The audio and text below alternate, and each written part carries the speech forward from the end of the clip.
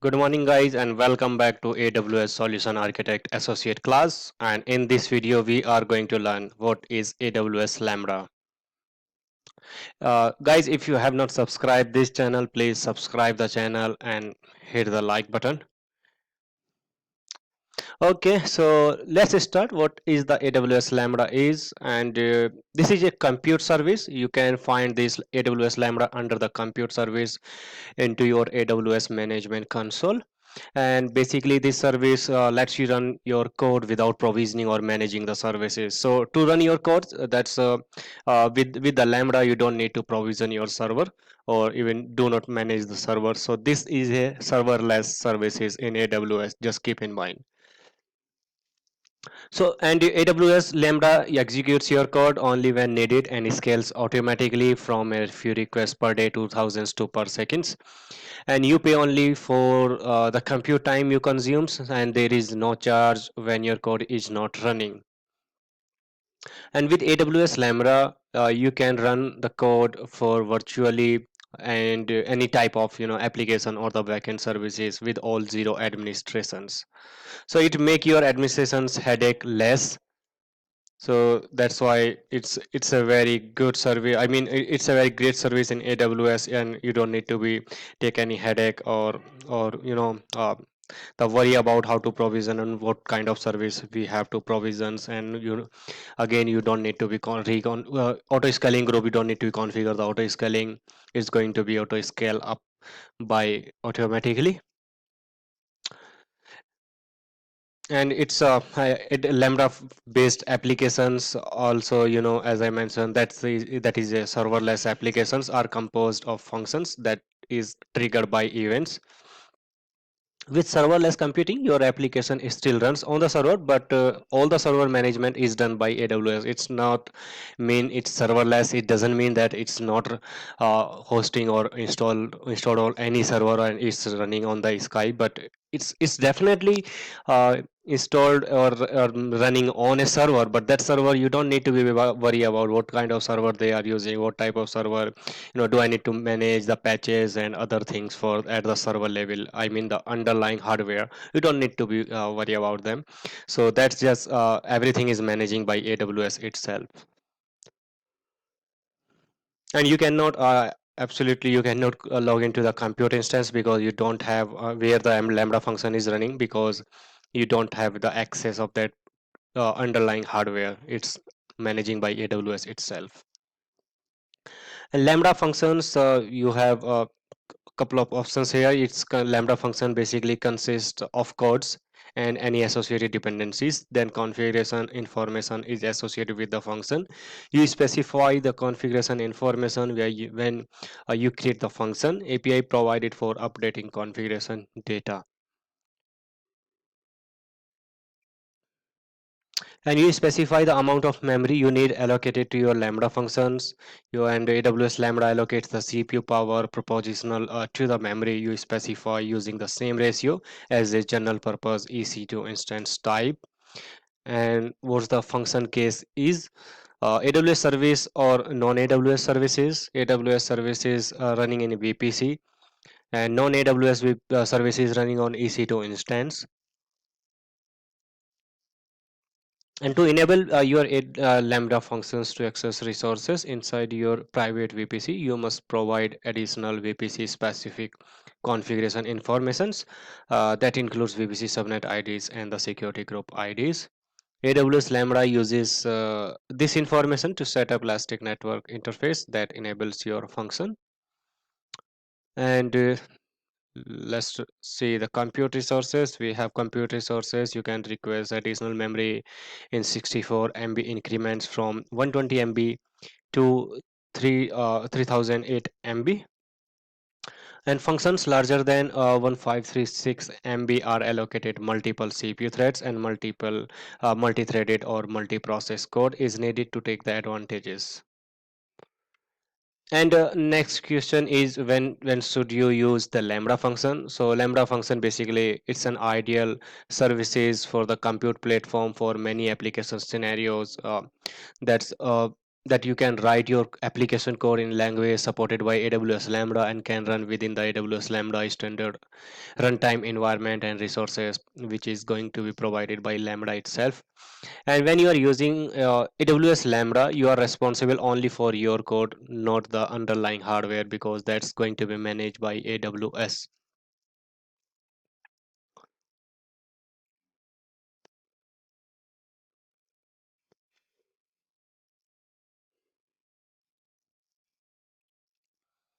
And there are a couple of options here. There is a maximum executions timeout. Maximum is 15 minutes and default is 3 seconds. That's the maximum execution timeout for a lambda functions, and you pay for the time it use, or you, as you can say, uh, till your function is being executed or it's running, then only for that time, particular time, you have to pay to AWS. And lambda terminates the function at the after timeout windows passed. And code can be invoked by the using API calls, which is being used by AWS SDKs. And Lambda assumes an AAM role when it executes the functions, and handler name refers to the method in your code where Lambda being executions. So the component of the lambdas are the first one, that is a lambda function, which is comprised of your custom code and any dependent libraries, and then the event source such as the SNS or a custom service that trigger your functions and execute its logic. And downstream are resources such as DynamoDB or Amazon S3 bucket that your Lambda function calls once it triggered.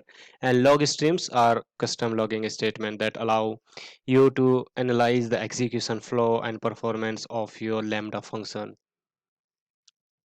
And Lambda is an event-driven and compute service where AWS Lambda run code in response to events such as change to data in S3 bucket or a DynamoDB tables. An event source is an AWS service or the developer created applications that produce event, and that also trigger an AWS Lambda functions to run. And event source that are mapped with your AWS Lambda functions, and event source maintain the mapping configurations except for stream-based services, for example, the DynamoDB or the Kinesis, for which the configuration is made on the Lambda side, and Lambda perform the polling. And basically, AWS Lambda that supported with a couple of event source, including S3, DynamoDB, Kinesis, SNS, SES or simple email service, SQS service, Cognito. There are a couple of service you can use the AWS Lambda function with them. CloudWatch and CloudWatch events, code commit, config, Alexa. You can use your AWS Lambda function with all of these service. They are not limited, but these are a couple of service. And Lambda can run code in response to HTTP requests using Amazon API gateway or API calls made using the AWS SDK. And after this theory lecture, we will see how we can run a code with the Lambda functions, and I will show you how it's work, how you can execute a code. Okay, so just watch this video till the end so that you can also understand as, and you can also do some practical with after this theoretical lecture. So AWS Lambda that supports code or which can be written in the Node.js, Python, C Sharp, Ruby, Java, Go or PowerShell. There are a couple of language, and they are supported by AWS Lambda itself. And AWS stores code in AWS S3 and encrypt it at rest. Continuous scaling, scale out. It's basically continuous scaling, but scale out, not up. Lambda scales concurrently executing functions up to your default limit 1000s. Lambda functions are serverless and independent. One event is equal to one functions.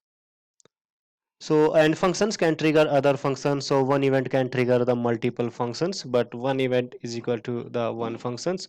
And but your functions can trigger other your the other functions.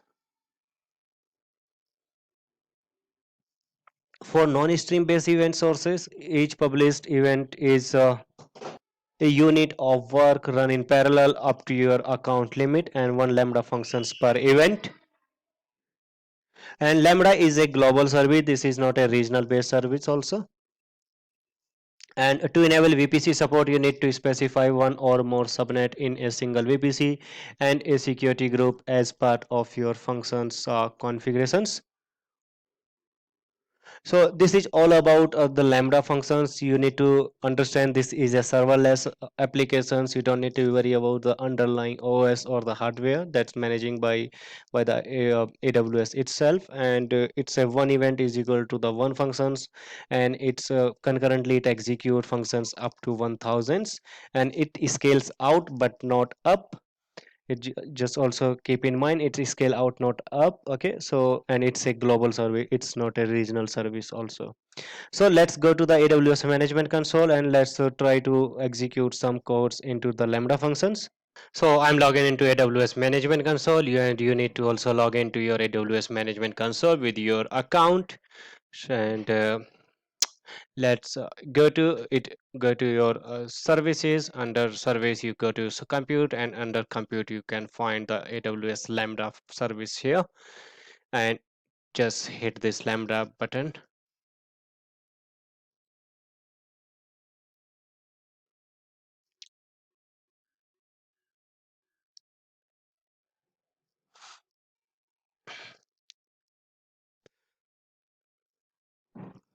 So I haven't created any lambda function yet. So if you are using the first time the lambda function, that's how it's look like. There is nothing in the lambda console. And first, what you have to do, first you need to create a function. Let's create a function, author from scratch, or use a blueprint, or you are using a browse serverless app repository. You can use, there are three type options to create a functions. So in this video, I'm just going to select a blueprint here, and from the blueprint, no, sorry guys. So from the blueprint, and let's go to it's this is basically a filter, and I'm just going to type a.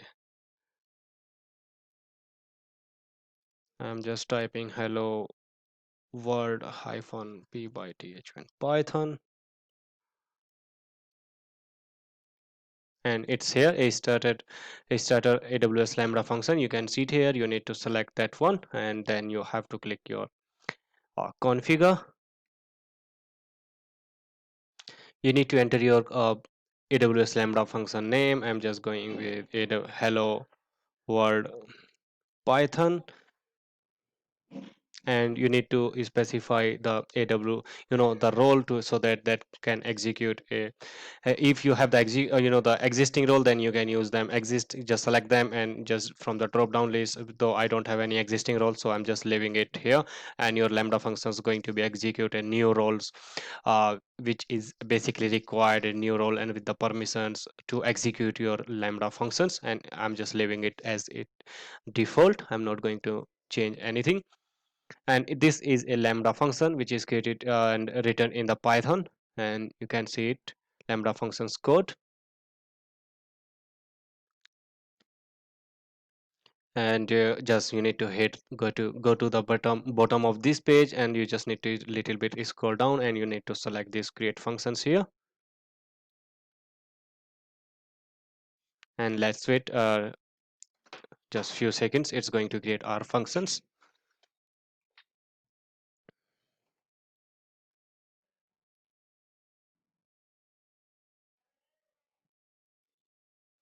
So you can see it here, successfully created the functions hello world Python. You can now change its codes and configuration to invoke your functions with a test event. Choose test, and that test button is here. You can see it here. So I'm not going to hit it right now. Let me just show you a few more options.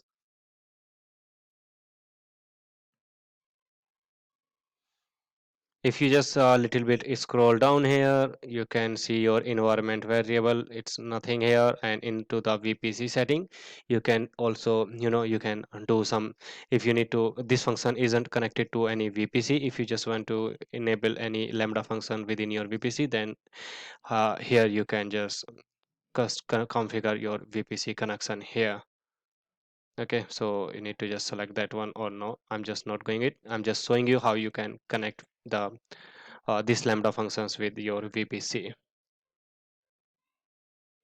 But because I'm just using this demo for you, so that's I'm just leaving it by default. I'm not going to do anything.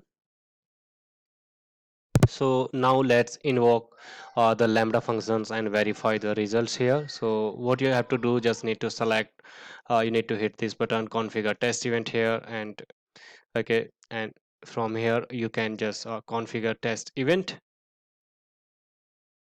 and you can see here a function can have up to test events. The events are persisted, so you can switch to another computer or the web browsers and test your functions with the same events, but it have up to 10 test events at a time.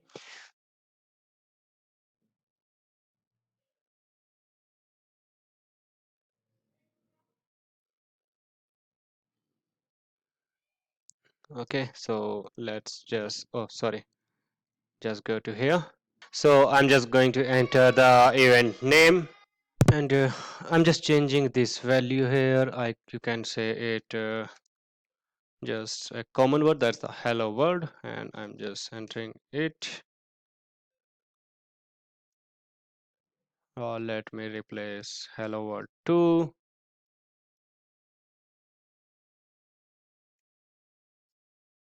and hello world 3. So we have changed it, and hello world 1 and 2 and 3.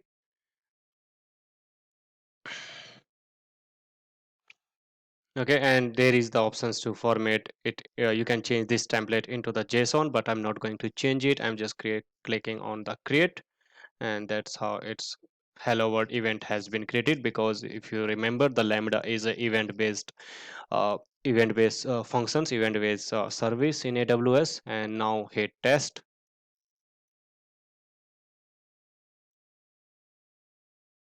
So you can see it, execution result succeeded. It should be success now. And let me just expand it details here. So now you can see it here, if it's success, then you can see the hello world here. Because I have changed the hello world and it has been changed, you can see it here, the hello world into this execution result set.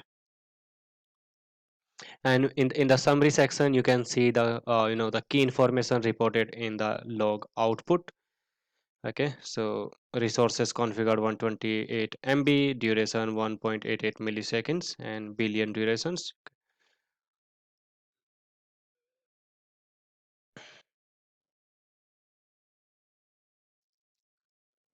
So this is how you can execute your the any code into your Lambda functions. You can create a functions into the Lambda and then create an events, and then either you have the options whether you can change them into the JSON format or not. That's your up to you.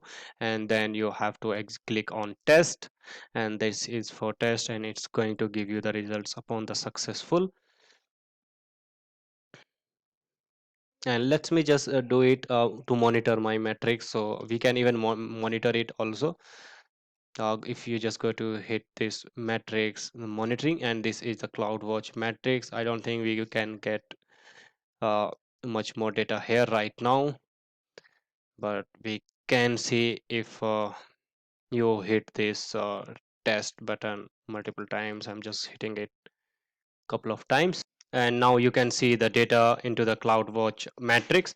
Here is the custom options. You can see whether I mean the 1 day 1 hours 1 hours data. If you just want to 1 hours data, that how it's going to be changed, because we have tested our code into between, I mean there is no gap between the hits. So you can just custom it, and I'm just what I'm saying, I just want to see the 15 minutes data. And now you can see it little bit more here, the first, the second, then it's going to be changed and go to 30 minutes, and then it's going to be a little bit more change if you just go to 5 minutes. So from here you can see the data based on them. Okay, and okay, don't no worry.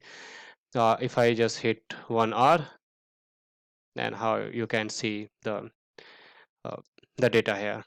All right. So now let's delete the lambda functions. Then you need to go to actions, then delete functions, and delete the functions from here.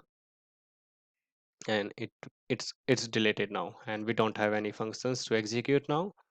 It's going to saying the lambda function 0, code storage byte 0, full account concurrency 1000s, and you can see it here, the CloudWatch metrics here also. So that's how you can create your lambda functions, and how you can execute and run your course into the lambda functions without even provisioning the services and the server on AWS. Okay, thank you guys to watch this video, and I hope it's help you to learn how to execute the code into the AWS Lambda functions, and how it's useful when you don't need to worry about the underlying hardware and the server provision. Thank you.